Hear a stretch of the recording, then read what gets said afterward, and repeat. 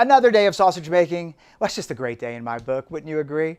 Hey everybody, my name is Eric with Two Guys at a Cooler, and you are watching the Celebrate Sausage series. And I know, I'm starting to get the teardrop emojis. We are halfway through the month of October, and I just can't believe how fast the month flies as we're watching these sausage making recipes. But you know what? We continue. We've got a really great sausage for you today. A few weeks ago, we aired a French sausage that had Roquefort cheese, blue cheese in it. That was the Saucisson Sec au Roquefort. I'll put a link in the description box below if you want to check out that video. Well, today we're going to be making another salami in a similar style, different profile though, but using a different French cheese, the Camembert. So today's recipe will be the Saucisson Sec au Camembert, and I am very thrilled about this sausage because I've never added Camembert cheese to a salami, so it'll be interesting to see how it ages and the texture of it. And you know what? Let's just get into it. The meat selection for today's sausage is going to be pork. This is a 100% pork sausage, and we've got about 20% back fat. So we're doing an 80-20 for this particular blend. We're using lean pork from the hind leg of the pig, as well as lean pork from the shoulder. And that should give us a beautiful finished product with contrasting colors. We're cutting this up into pieces that are small enough to fit into our grinder. And once we're done, all of that is going to go back into the freezer so that we can chill it. We want it under 34 degrees Fahrenheit.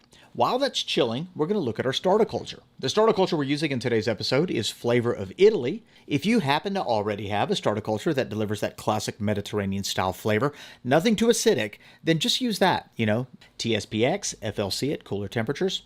Any of those work. Notice how I'm pouring the starter culture onto my spoon. I'm not dipping the spoon into the starter culture. We don't want to contaminate that packet of freeze-dried bacteria. We're going to let this rehydrate at room temperature for 30 minutes. That's going to wake up the bacteria so that when we add it to our mincemeat, they can immediately get to work and start eating the sugar and fermenting our salami. As far as the starter culture pack, we do want to close that back up and place it in the coldest part of our freezer. I've found that if you keep it vacuum sealed though, it will extend the shelf life. This particular pack had a best use date by July 2021, and we are now October 2025, and it still works as if it was brand new. So in a vacuum seal bag, into the freezer, as we look at our spices for the Camembert salami, starting with Instacure number 2 and salt, white pepper, dextrose, and cumin. The amount of dextrose that we've added has been reduced slightly because the white wine that we're going to be adding also has fermentable sugars, and we don't want to over ferment this. I don't want this to be a tangy salami. In addition to those spices, we've got garlic powder, savory, and a little nutmeg. As far as the Camembert goes, I've already cut that up into uniform pieces. I did leave the rind on, and I'm wondering whether that was a mistake or not, but either way, the rind is on. And this is going to go into the freezer so that it can be relatively firm cubes by the time we add it to our salami. So there's our spice blend. Let's look at our casing. Now you could use whatever casing you want. If you have synthetic casings on hand, great. This is the natural hog casing that the sausage maker sells. 60mm hog casings that don't require refrigeration. You can just store them in a cool, dark place. To use them, you're just going to rehydrate them in some warm water for 10-15 minutes. The sausage maker does sell two types of natural dried casing. This one is capped at one end, whereas the other one comes in a longer roll and you just cut it to size. So while that's rehydrating, our meat is finished chilling and we're now going to grind it. The plate that I'm using for this grind is 8mm, but truth is not everybody has the 8mm grinding plate. So if you want to do something like 6mm, that's fine. If you want to go a little more coarse, 10mm, not a problem. It's a personal preference at the end of the day. I think, though, this is going to be absolutely perfect. Our meat is still cold, so we just need to mix all these ingredients together. The amount that we're making is only 1 kilo, 2.2 pounds, and so it fits perfectly into this KitchenAid stand mixer. And we're adding the starter culture first. I just want to incorporate the starter culture, make sure that it gets all over the meat before we add anything else. Next up, we're going to add all the spices. And what we're looking for is a very sticky farce by the time it's all done. Notice it's very loose right now. Still very much looks like ground meat. In goes the wine. And in a stand mixer, the time that it takes to get it from ground meat to sticky farce really depends on the temperature of the meat, but you're looking at probably about 90 seconds, maybe 2 minutes. Our farce is already sticky. We added the frozen cubes of Camembert cheese, and at this point, we're just mixing everything to incorporate. And really, this process only takes another 15 or 20 seconds. If you grab a small handful of it, the farce should stick to the underside of your hand with no problems, and it looks like we're there. So the final step of preparation is going to be to put it into a casing. And I would highly suggest, if you're going to get into salami making, to buy a dedicated sausage stuffer. It doesn't have to be expensive. This is a very economical 5-pound sausage stuffer from the sausage maker. You can honestly get whatever size you feel comfortable with. The problem with the 5-pound sausage stuffer is that most people who get it and they become more experienced wish they would have gotten either the 10 or the 15-pound. But it's a great place to start, especially if you're just getting into the craft. I'm putting a decent amount of pressure on the end of that horn to really pack that salami meat into that casing. You're always going to have a little bit left over into that stuffer, so we're going to pop that out, and here in a minute you'll see what I'm going to do with it. We're just basically going to wrap that up and have it ferment alongside of our larger salami so that when we test the pH, we're not disrupting the larger chub. So cling film, wrap it up, little bundle, and we're just going to set that to the side. Tying off your salami is also pretty important. You want to make sure that you tie it as tight as you can. So with the palm of my hand, I'm grabbing that casing and I'm pulling it towards me and I'm twisting it, right? I want the salami to be as tight as possible. Notice I got a little bit of slack. So right here, I'm going to pinch it where that slack is and then twist it again. That's going to make it a little bit tighter. And then once you feel you've got it as tight as you possibly can get it, twist it a few more times and then make a simple knot with some twine, just like so. We're going to be using the standard bubble knot, so once we make the simple knot, we're going to wrap that casing slack directly over the twine and then give it another tie, creating a small bubble. Once you have that tightened off, flip the salami around 180 degrees, give it another simple knot, and that's going to secure your salami so it doesn't slip out while it's hanging. Finally, we want our hanging point, and now we're finished. All right, so we've got everything ready to go. This is a perfect spot for a hook. Trim off the excess and prick our salami. So when you go to prick your salami, you definitely want to make sure that the sausage pricker that you're using, and it doesn't matter what it is, just make sure that it's sanitized. You don't want to introduce any kind of bad bacteria to your salami. One final weight to get our actual weight. We're at 1,189 grams, and we're targeting 40%. So when we get to 713 grams, our salami will be ready to eat. Anywhere between 30 and 40% is acceptable. 30% is softer, 40% is more firm. Choice is yours. When it comes to fermenting your salami, the bacteria in the starter culture only care about two things: temperature and humidity. That is it. So you can literally place this salami anywhere you want as long as the temperature and humidity conditions are met for your starter culture. Flavor of Italy, like 75 to 85 Fahrenheit with a high humidity, 85 plus. So for me, I'm going to leave this at room temperature covered in cling film. You can place this in your oven with a light on, in an ice chest with a seed mat. It really doesn't matter as long as you meet the temperature and humidity requirements for your starter culture. Once again, 75 to 85 Fahrenheit, high humidity, and we're going to let it ferment for 18 to 24 hours. We're going to be targeting a pH of 5.0 to 5.3. And for Flavor of Italy, that normally takes about 18 to 20 hours. So roughly 20 hours have passed. This is now the next day. Check out the color of our salami. The color is definitely magnified, and that's exactly what we're looking for at this stage. And we're going to open up this little sample piece to take a peek at it. So the sample piece should be glossy. It should be firm. It should be well bound together. It should have a springy texture and a sweet and delightfully fermented aroma.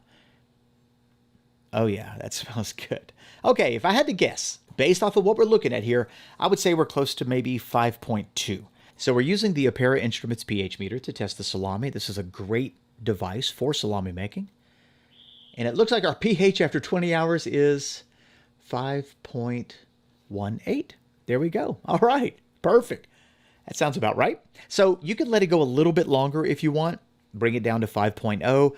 For me, I think this is perfect. I don't want it to be too acidic. Besides, that pH is going to fluctuate through the drying process. So we're going to take this and stick it into our drying chamber to begin the final stage of this salami's life, which is the drying cycle. This is where it's going to hang out for the next roughly 60 days. And the conditions inside this drying chamber are 50 to 60 degrees Fahrenheit or 10 to 15 degrees Celsius, humidity between 75 and 80%, and the target weight loss is between 35 and 40%. We're aiming for that drier side.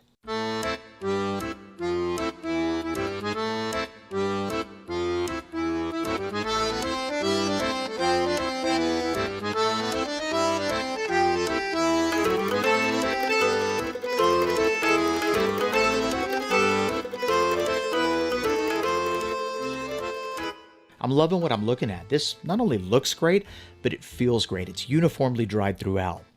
If it dried too fast, it may feel firm on the exterior, but kind of squishy in the middle. When we look at the end piece, oh yeah, that looks great. If the center looks anything like that, we have nailed it. And so let's go ahead and give this a center cut. See what it looks like in the middle. Oh, wow. Yeah, excellent. That is absolutely beautiful. When I give the meat a little push, right there in the sides, in the middle, it's dried evenly. Let's give it a slice.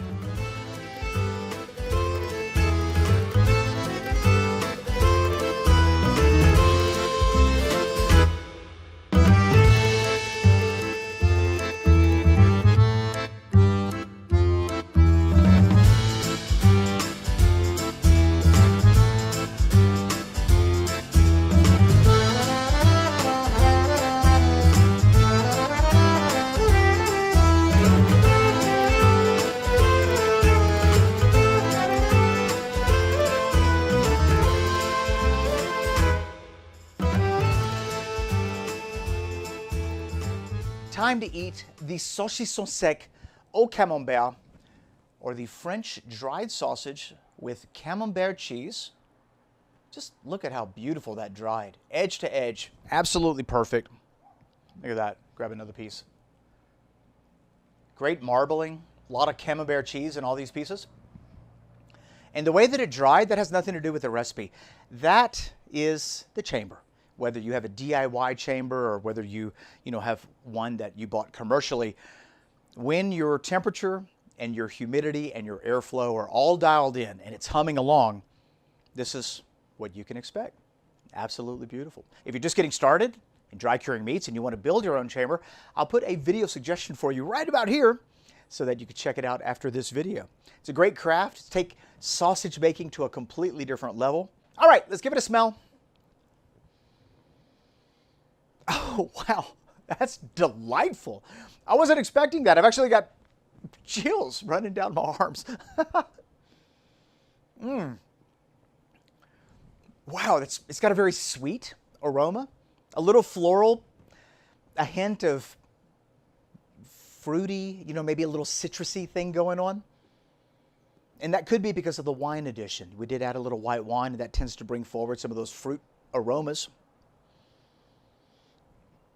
I find that the Camembert smell is actually a little more tame. It's not nearly as pronounced as I would have expected. And it looks like it might be a little bit drier now than, when we put it in. Camembert is naturally a little soft, but right now it looks a little more like Parmesan cheese whenever you put Parmesan cheese inside of a salami. Unlike the Saucisson Sec au Roquefort, where the blue cheese actually was super creamy on the finish. So it'll be interesting to see the texture and the flavor of this Saucisson Sec au Camembert. Bon appetit.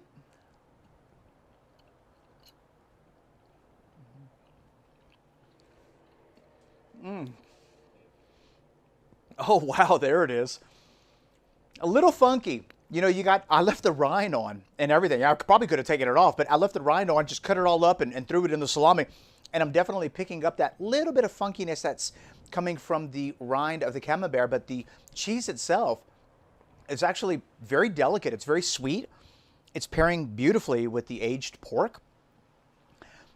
Kind of picking up a little bit of that nutmeg also, which is a really interesting flavor accent to this salami. I gotta have one more little bite here.